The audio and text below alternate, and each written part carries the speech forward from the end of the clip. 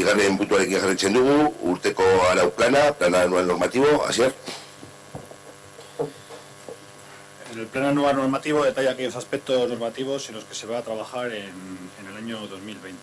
No se trata de un listado cerrado, los cambios legislativos y normativos pueden derivar en la necesidad de adaptar la normativa municipal a otras disposiciones o leyes, con lo cual están abiertos a que puedan ser modificados.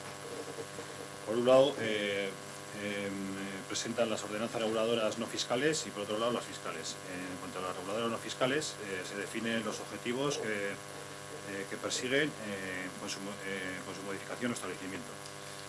Voy a leer en las ordenanzas que se van a trabajar durante 2020, solo el enunciado de las ordenanzas, y ahí está definido los objetivos que pretenden cada una de ellas.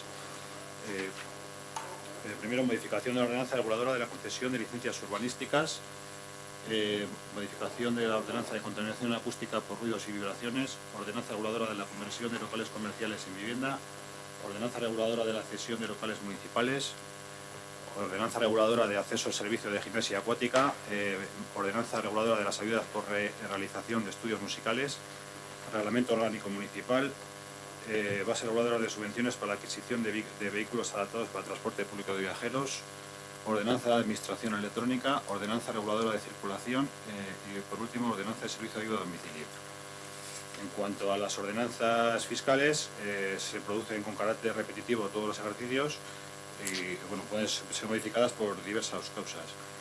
Por adaptación de las ordenanzas fiscales a la normativa de rango superior o sentencias judiciales, por aprobación de nuevas ordenanzas reguladoras, de nuevas tasas o servicios, o modificación de las ordenanzas fiscales existentes para recoger nuevas tasas o precios, modificación de tipos o tarifas del impuesto, así como modificación de las tasas y precios públicos adaptándose al coste de los servicios, modificación de supuesto de exención y de bonificaciones, y eso es todo. Eskerrik asko, Asier, Ernesto.